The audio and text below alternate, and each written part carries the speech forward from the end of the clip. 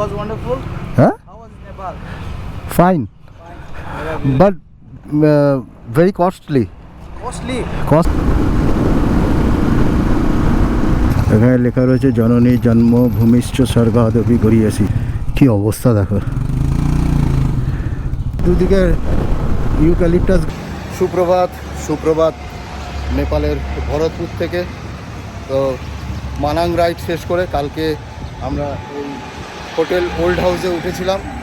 আবার এইখান থেকেই, এই হোটেল ওল্ড হাউস থেকেই আমরা লোয়ার মুস্তাং মুক্তিনাথ মানাংয়ের রাইডের জন্য বেরিয়েছিলাম।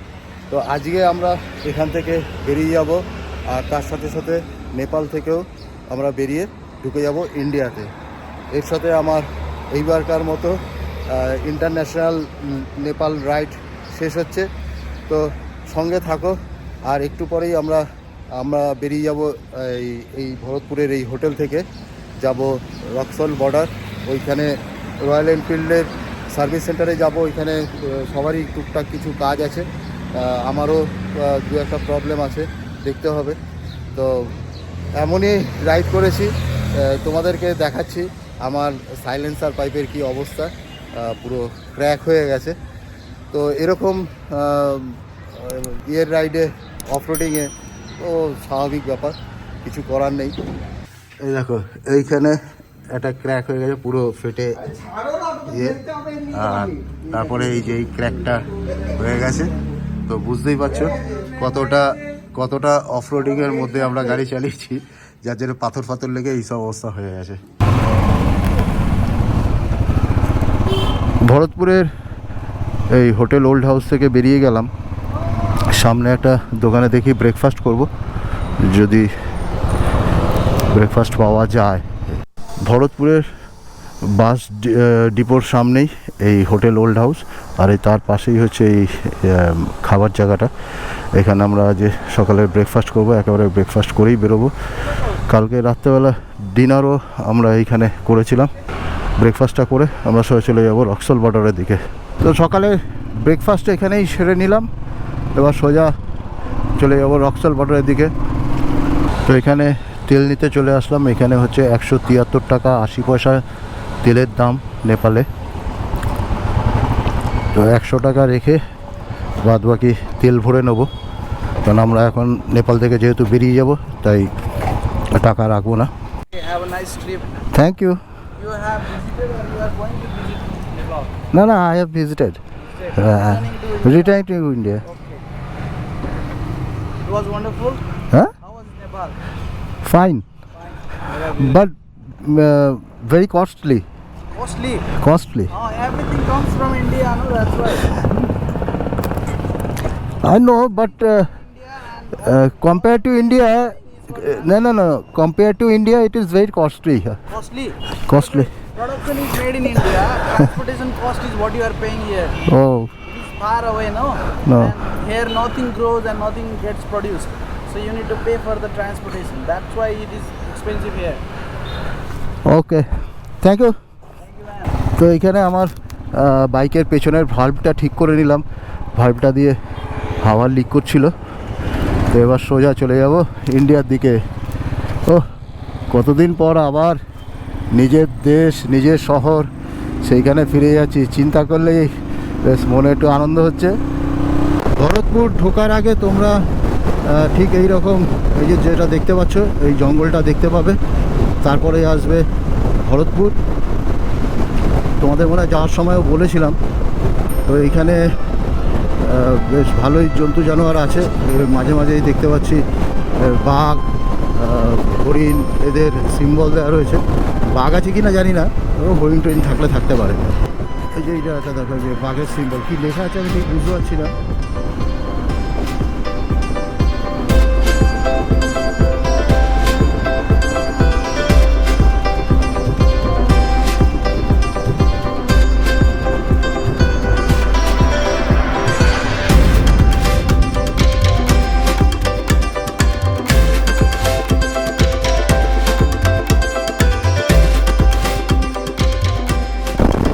ডানাতে দেখো দূরে পাহাড়টার ঢাল ধরে পুরো ঘর বাড়ি রয়েছে, আর মাঝখান দিয়ে একটা নদী চলে গেছে। দেখো কি দারুণ লাগছে সিনারিটা।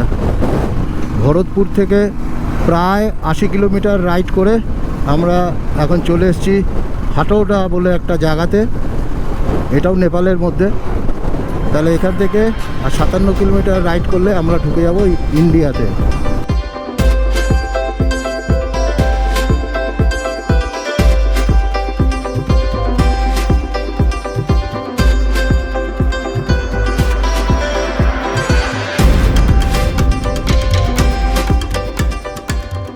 এই যে আমরা এখন যে জায়গাটা দিয়ে যাচ্ছি তার দুদিকে দেখো জঙ্গল আছে। এই জঙ্গলের ভিতরে হাতি, হরিণ, অনেক কিছু জন্তু জানোয়ার আছে। কেননা আমি যেতে যেতে বোর্ড দেখতে পাচ্ছি, এই জঙ্গলটার নাম হচ্ছে পরশা। ওইখানে দেখো ওই যে হাতির সিম্বল রয়েছে। বানসার অফিসে যে দেখতে পাচ্ছ ডানাতে, আমরা পীরগঞ্জ রক্সল বর্ডারে চলে এসেছি। ভরতপুর থেকে প্রায় 136 কিলোমিটার আমার ওডোমিটার অনুযায়ী। আর সামনে দেখতে পাচ্ছ এই গেটটা রয়েছে, এখানে লেখা রয়েছে জননী জন্মভূমিশ্চ স্বর্গাদপি গড়িয়েছি।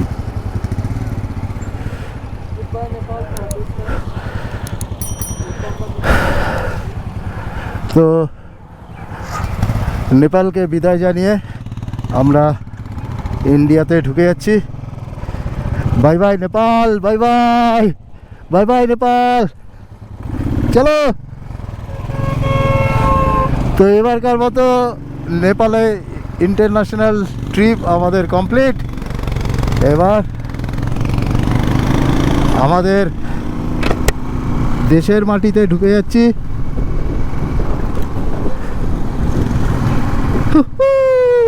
চলো ইন্ডিয়া। আবার ফিরে আসলাম আমাদের ইন্ডিয়াতে।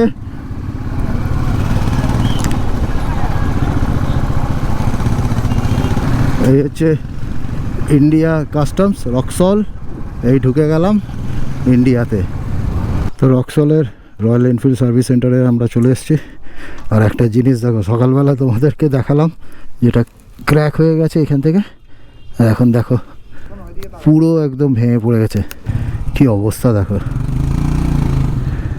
রক্সল বর্ডার ক্রস করে আমরা চলে এসেছি রয়্যাল এনফিল্ড সার্ভিস সেন্টারে। এখানে দীপেন্দুদা আর কুন্দন বাইকে কিছু টুকটাক কাজ করালো। তো আমার বাইকের সেরকম কিছু কাজ নেই, কিন্তু আমার দেখেছো এই যে সাইলেন্সার পাইপটা ভেঙে গেছে এখান থেকে। তো এটা এখানে আমি করাতে পারতাম, কিন্তু অসুবিধা হচ্ছে না বলে আমি আর কিছু করাইনি, একেবারে বাড়িতে গিয়ে করাবো।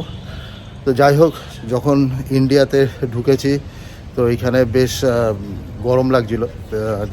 মোবাইলে দেখলাম 36 ডিগ্রি তাপমাত্রা। তো যাই হোক, এদের কাজ করতে করতে অনেকক্ষণ এখানেই বসেছিলাম। এখন বাজে প্রায় 3:45। তো এদের কাজ শেষ হলে এইখানে দুপুরের লাঞ্চটা একটু করে নেবো, করে নিয়ে এবার আবার রাইড শুরু করব। তবে এখনও আমাদের ডেস্টিনেশন ঠিক করিনি, কত অবধি যাব দেখি, বেরোই। সবার কাজ, আর কুন্দনের বাইক রেডি হয়ে গেছে, দীপেন্দুদার বাইকটা ওয়াশ হচ্ছে। ভরতপুর থেকে প্রায় 140 কিলোমিটার রাইড করে এই রয়্যাল এনফিল্ড সার্ভিস সেন্টারে এসেছিলাম। এখান থেকে এখন যা কথাবার্তা হলো, মোটামুটি দেখছি দেওঘর অবধি টানা যায় নাকি। তো এখন বাজে প্রায় 4টে, এই 4:30 মতো বাজে প্রায়। তো 6 ঘন্টার মতো লাগবে বলছে। হ্যাঁ, যদি 6 ঘন্টা লাগে এই রাত 10টা 10:30 পৌঁছাবো দেওঘর। রাইড শুরু করছি এখন। মুজফ্ফরপুর 131 কিলোমিটার দেখাচ্ছে এখান থেকে।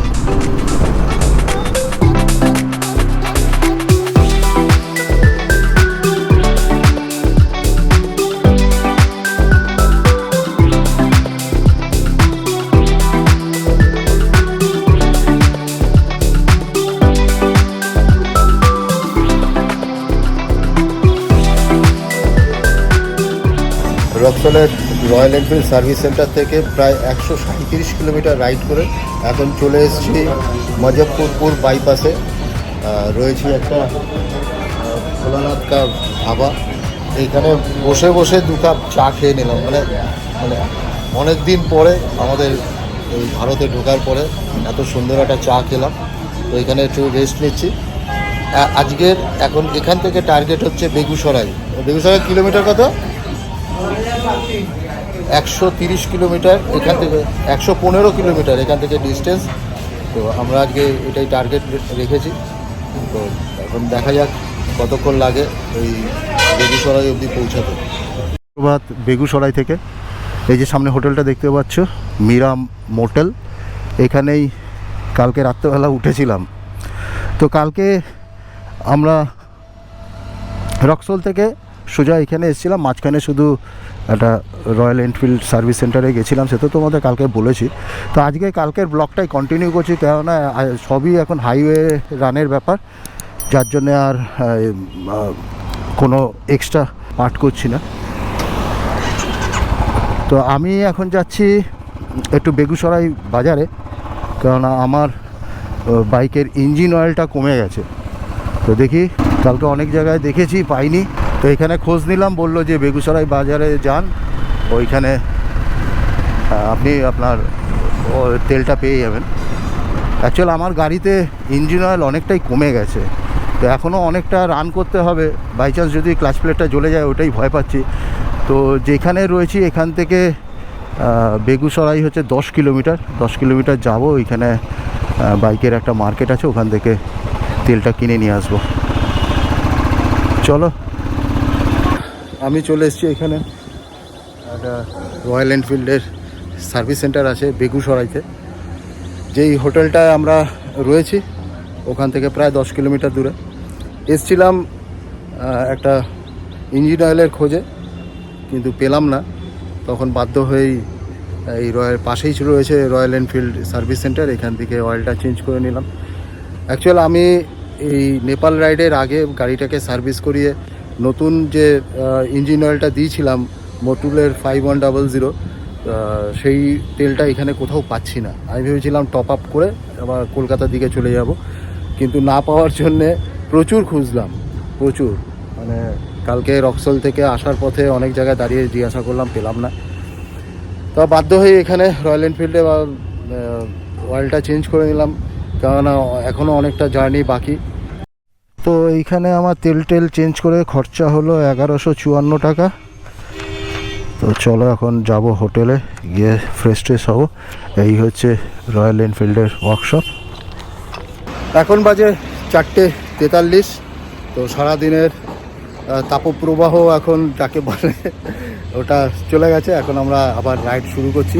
প্রচণ্ড গরম, মানে প্রায় 40 ডিগ্রির মতো দুপুরবেলার তাপমাত্রা ছিল, তো যার জন্য আমরা রাইড শুরু করিনি।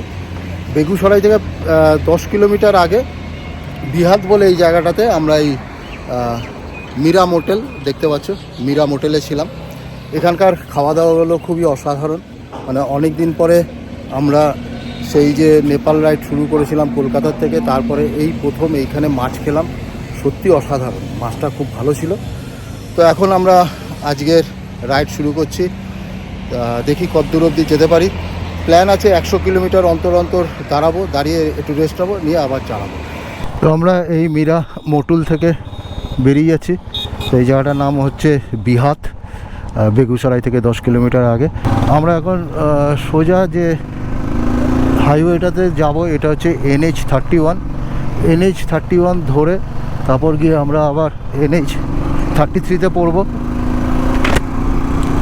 প্রায় 500 কিলোমিটারের মতো আমাদের কলকাতা অব্দি রাইড বাকি। তো এখন বাজে প্রায় 5টা, আমরা আমাদের আজকে রাইড শুরু করলাম। এখন ওয়েদার বেশ ঠান্ডা হয়ে গেছে।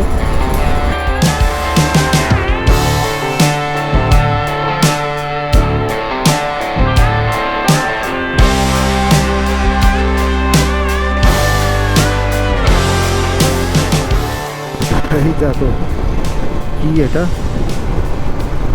দেখো কত চাকা লরির উপরে এটা রয়েছে, বাবা কি বিশাল, এটা কে জানে কি এটা।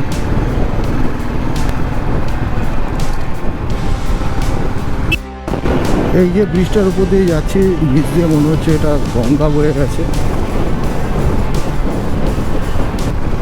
আমরা যে জায়গাটা দিয়ে শুরু করেছিলাম সেই জায়গাটার নাম হচ্ছে বিহাত। ন্যাশনাল হাইওয়ে 31 ধরে আমরা শুরু করেছিলাম, তারপরে গঙ্গাটা পেরিয়েই ন্যাশনাল হাইওয়ে 33 দিয়ে চলেছি। বিহারের রাস্তায় বাইক চালাতে এতটাই অসুবিধা হচ্ছে বা ভয়ও করছে বলতে পারো, কারণ এখানে লোকজনের কোনো সিস্টেম নেই। না, লোকাল লোকেরা যেভাবে বাইক চালাচ্ছে, তারপরে হুশাস করে লোক ঢুকে যাচ্ছে, আর চতুর্দিকটা দেখতেই পাচ্ছ পুরো জনবসতি ভর্তি।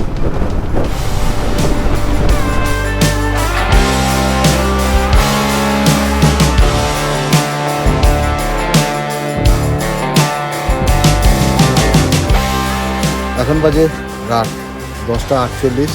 বেগুসরাই থেকে আমাদের রাইড আজকে শুরু হয়েছিল বিকাল 4:30 পৌনে 5টা নাগাদ। এখন এসে পৌঁছেছি চিত্তরঞ্জনে। তো প্রায় 262 কিলোমিটার রাইড করে এখন এখানে এসেছি। এইখানে রয়্যাল বাংলা একটা ধাবায় দাঁড়িয়েছি, রাতের ডিনারটা করে নেবো। এখানে ডিনারটা করে আবার বেরিয়ে যাব কলকাতার দিকে। ডিনারে আছে তরকা রুটি, তো যাই ওটা খাই, তারপরে আবার রাইড শুরু করবো।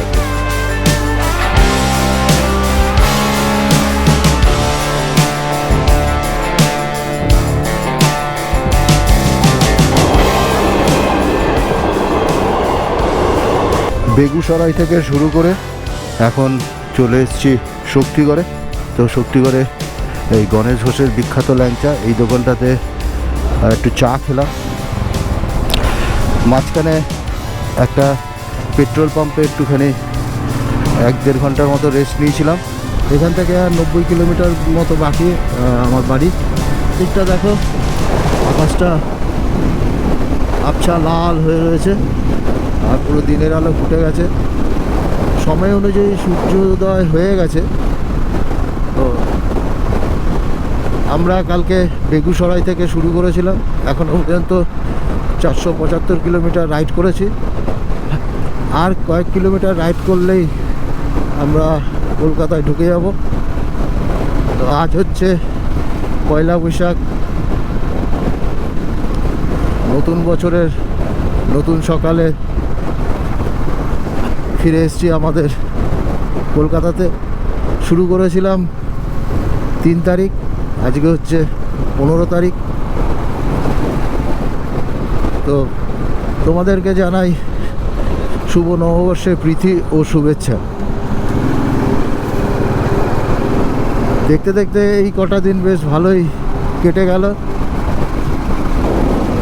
আর এর সাথেই বলতে গেলে শেষ হয়ে গেল আমার লোয়ার মুস্টাং মানাং রাইড। তো চলে এসেছি ডানকুনি টোল প্লাজাতে। এই ডানকুনি টোল প্লাজা চলে আসা মানেই ধরে নাও আমরা কলকাতায় ঢুকে গেছি। সামনে দেখতেই পাচ্ছ সূর্যটা পুরো ডিমের কুসুমের মতো লাল হয়ে রয়েছে, আর দূরে দক্ষিণেশ্বর মন্দির, আর আমরা দাঁড়িয়ে রয়েছি বালি ব্রিজের উপরে।